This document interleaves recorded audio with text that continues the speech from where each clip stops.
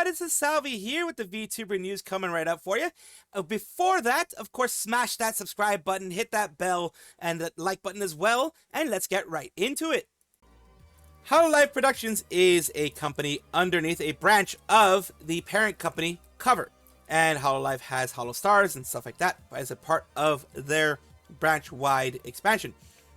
Today, though, we are just talking about the Hololive side because, whether you know it or not, their Hololive trading card game, their official trading card game that they have, which they have already finished, I believe, season 1 of the actual tournament style that they have, so it's gotten that big at this point. People are not questioning whether this is AI here, but they are questioning whether there are other AI elements as a part of it. And this is what got it all started. This user here on Twitter said, "Look, it's looking for the toe or looking for the top. They're using AI ads for the Hololive TCG." This part isn't so cut and dry.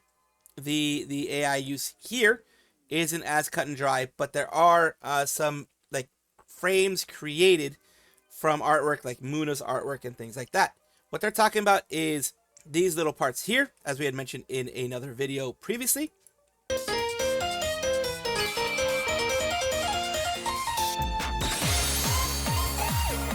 These flittery things, the things that people were telling me, that people were showing, is at least in the fluttery parts, some of the movements seem unnatural, and that's why people were thinking it was more AI. Some of the movements in other videos that are out there seem kind of unnatural. This one, not so much. These things, this is what people were saying seems kind of unnatural. Choices that artists maybe would not make, the one with Muna, would not make when adding frames. Like certain mistakes, certain errors here and there, which means that Hololive themselves, of course, Hololive themselves aren't the ones doing this. It is a third party. It's almost always a third party, almost always another artist. There are programs that are out there, as I mentioned last time, there are programs that are out there that can do this. And remember, things like frame generation that people use in games, that is AI.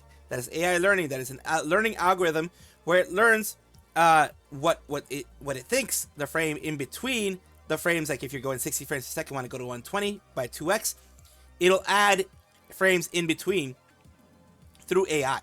So that is an AI tool that people use every single day when they use frame generation in their games. Like some of these movements of the hand and things like that are what people are pointing to having used generative AI or some kind of AI motion technology in order to get this motion going from just a picture. So those are the things that people are pointing towards. There are also ones with Iroha and other ones that have, movements that seem very unnatural. At least that's the way people are taking it as. It is hit or miss when it comes to these things.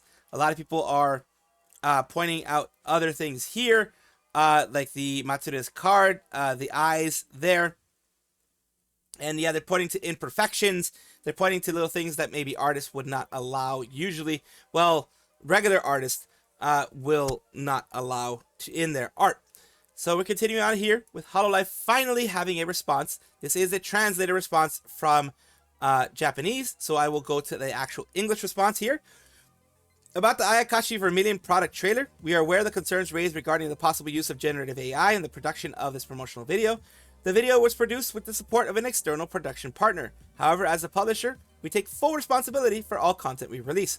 We're currently reviewing the production process in line with our internal standards related to generative AI. We take this matter seriously and will provide an update once the facts are fully confirmed. We appreciate your patience as we complete this review. And like I said, this may not be 100% the smoking gun on AI, but if they do find that there was generative AI, guess what? That partner is not going to be used anymore. They do have to look out for their reputation. And as a large agency with a lot of bureaucracy, as you know, once you get into a large corporation, a lot of bureaucracy is involved. There will be more reactionary versus proactive. Everybody will be more reactive versus proactive when you get into a large corporate entity that has so many moving parts. It's not not right for them to be reactive in my understanding, but it is unavoidable. It's not the best way for things to be, that's what I mean, but it is unavoidable once you get to the size that you are. You have many moving parts. A lot of times the right hand does not know what the left hand is doing, and that causes issues like this. Dark Shitpost Detective says, it screams corporate PR sugarcoating. How did the embarrassment even pass screening? Like, did you really not have artists or real animators screen this before pushing it live? Oh, usually they don't. Like, when it comes to these things, it's usually management's like, oh, that looks good. All right, let's continue. Most people, most agencies, other than I think Nijisanji does have internal artists, but most agencies don't have artists on that will look over these things, like large agencies. They should. I do know, I think there are smaller agencies that do. Once you get to a certain large agency size, a lot of times they want to push these things out quickly to get fans going wild and crazy over it, and fans wanting, build the hype and that type of thing. Not great, like I said, not good, but that is one of the reasons why I think this happened. Was incredibly obvious for the quality that it was generated rather than upscaled. You have a metric ton of animators and artists who'd even do it for free if you just sought them out. Perhaps maybe check the parties you work with before you're releasing anything that they use AI, because stuff like that damages your reputation and credibility. Plus, it's a real disrespect to the talents, especially since they are also artists themselves, like Raora, like Ina, like many others who do art streams as well. The company's production reviewers as a whole need to do better to screen this crap. For this crap, first the EN concert backdrop, and because they did have the EN concert backdrop issue, where the EN concert backdrop did have AI elements of it, or at least was like really screwy to the point that it was more than likely had AI involved in it. Appreciate you guys taking responsibility, but please be careful about letting this kind of stuff slip through.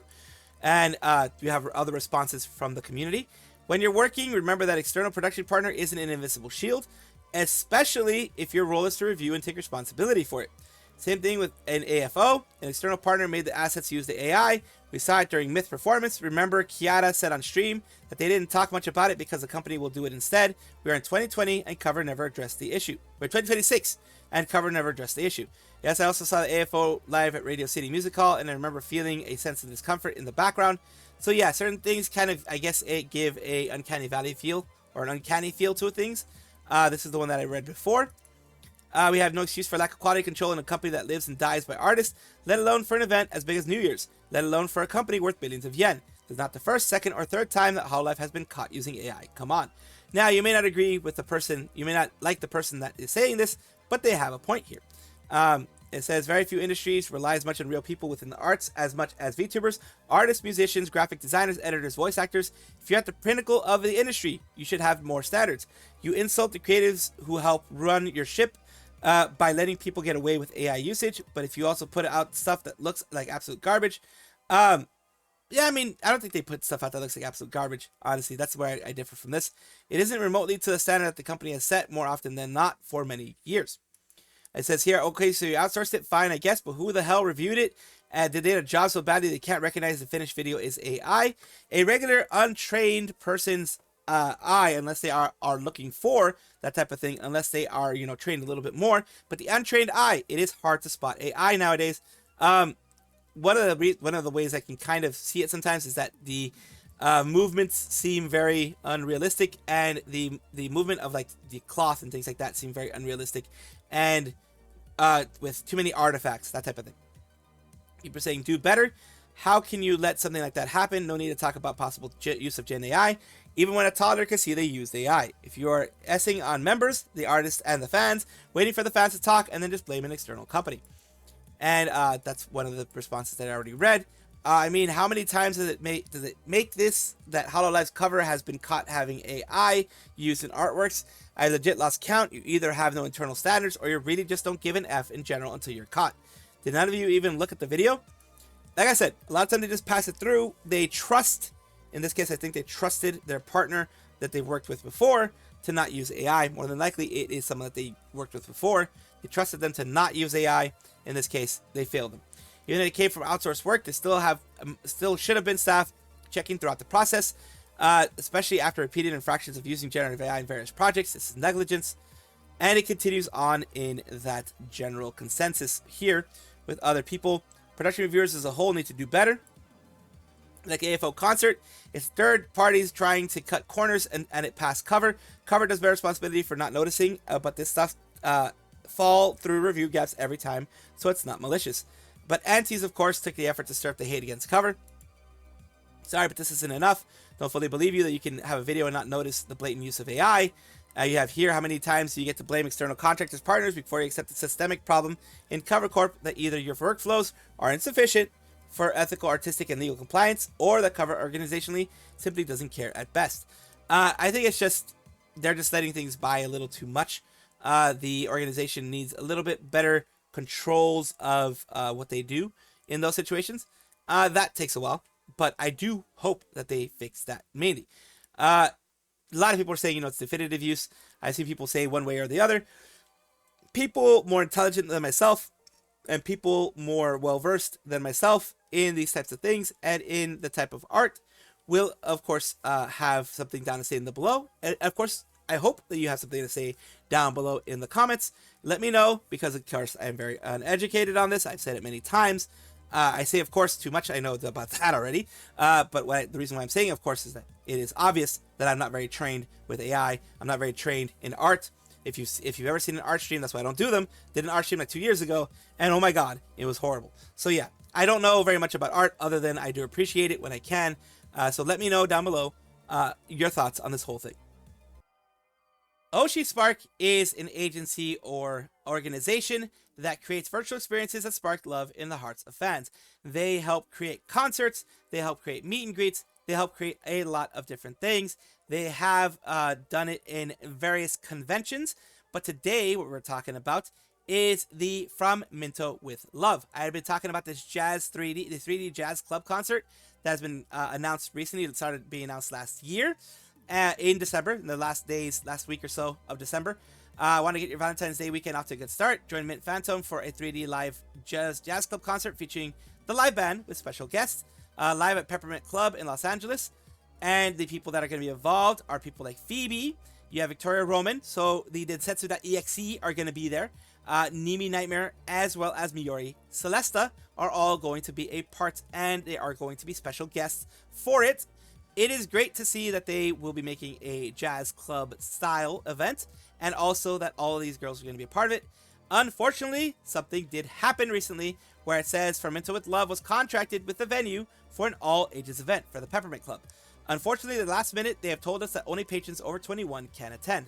That is attending the actual event, attending the actual venue. This does not mean that if you bought a ticket for the streaming tickets, if you buy a ticket for streaming tickets, you're not allowed. It's just for people that are going to the actual concert and event. This sucks for people who are 18, 19, 20, who are not of legal age, but they are adults, because they are excluded from that.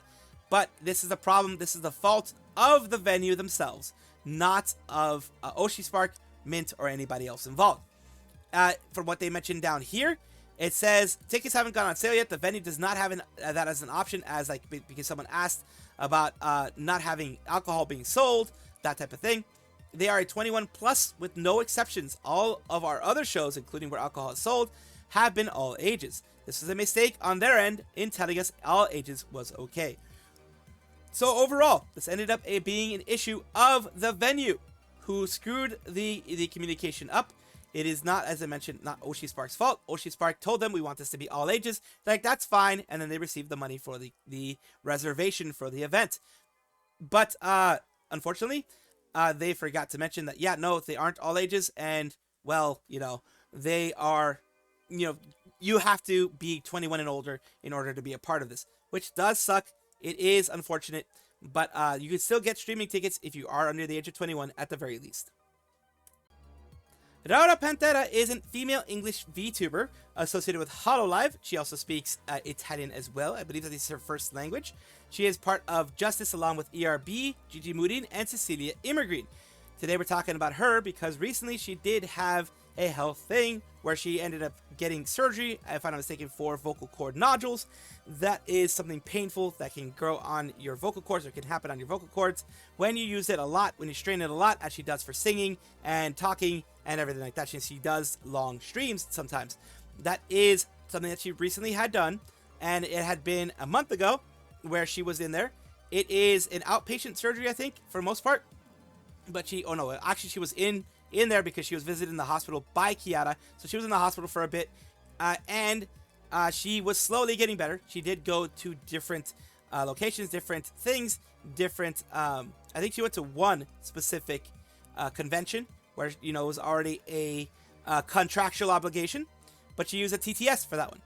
She has returned, and she has returned on stream in a bit of a funny way to start off right here. Hi everyone, this is Raora Panthera from Hololive English Justice.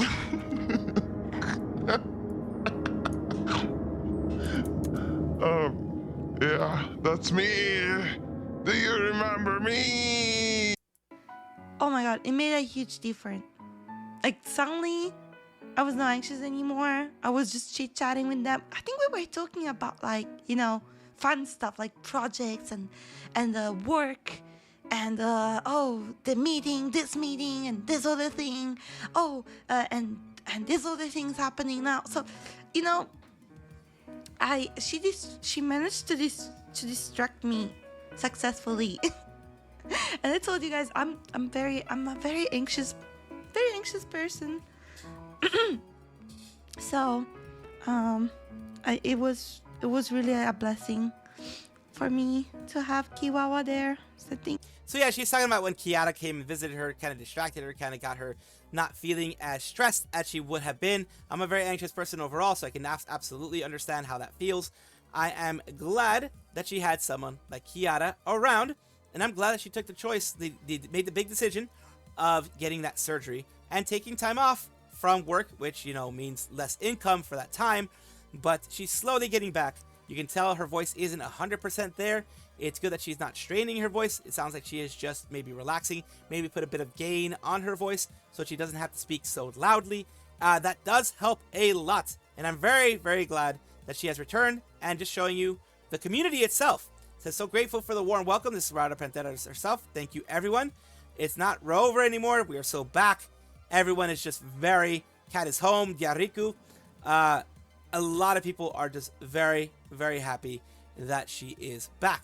Continuing here, Keen Biscuit says she's back. And there's the Chatini. And it's like, she's got Doom in the background, getting ready to get destroyed by Raora Panthera. I flubbed that one. I apologize. Not intentionally, I just flubbed it. Fongban says, welcome back, Raora. A lot of people are just very, very happy. Jusagi-chan says, welcome back, Raora. Original art owned by Cover, animated by me. And this is a little bit of a nudge, wink, wink to the whole AI situation. This is actually animated by them with no help from AI. So this part of the promotional video was actually animated by a human, and it was not animated in any AI way. At least Jusagi-chan says that here. And they are, remember, I don't draw any animation, I just animate existing art. Animator for Sox Agency as well. In this case, at least, I don't think they were the original artist for it, but I think what they did is after all of the situation with it, just a little bit of a correction here, all the situation happening with the AI use in Cover, this is her, them doing it, Jusagi doing it in a way that is not done by AI, in a way that is done by them. They just took the existing cover art, the art by Cover, and they animated themselves. A little bit of a correction from what I said just several seconds ago when I started it. I thought this was the original animator, but no, they're the animator for Sox Agency. They just decided to do it in a way that was, actual art there. And welcome back, Mama. It was so exciting seeing some holo memes in the chat too for Raora's return. Taking a look here, Narissa says, welcome back, Raora. I love you. Holo EN ER Bloodflame, giving hearts. You have Takanashi Kiara, welcome back. I missed you. Always there for you. Hako's Bells, welcome back. Ollie Doom. So yeah, it's very cute. Friends coming in. And that is one thing that has been mentioned before by like Hako Tembara Salome and Subaru when they had their collab. Salome said that Hololive seems like just a group of friends that happen to work together, when it seems like, other agencies can be like different classrooms, not interacting with each other, interacting with people in the same classroom, but not outside of the classroom. So that is the vibe check that Hololive does, and they've been doing a great job of having that vibe check there. The final one here that I want to show you guys is seeing her smile, laugh, and yappa away. Man, I missed her so much. And this is from How to Train Your Dragon. You're as beautiful as the day I lost you. So yeah, a lot of people are very, very happy that she's back. And so am I. Welcome back, everybody, to the VTuber Showcase, the place where I like to showcase up-and-coming VTubers of various sizes, shapes, forms, types, everything in between. The reason why I do this is simple. I want it to be a positive space for VTubing, a positive space where we can help each other out and bring each other up by promoting each other, not tear each other down. I want to be a better part of the community. I want to be a positive part of the community. That's why I promote people. We've done over 1,000, and I want to continue doing them as long as I'm able to. Today, we're talking about Fenyx, the Wolf Boy VTuber. Let's take a look at their channel. They have, hi, I'm Fenyx, your friendly wolf femboy. I like to stream a variety of fun and exciting games. You're welcome to come watch. Follow if you'd like to be a part of the wonderful Wolfpack community. Well, open to all. And taking a look at what they had done recently. This was around the time of Christmas. Anna, you have a vantage point. Why didn't you get me? Huh? You're in a crow's nest up there. The Overwatch 2, okay.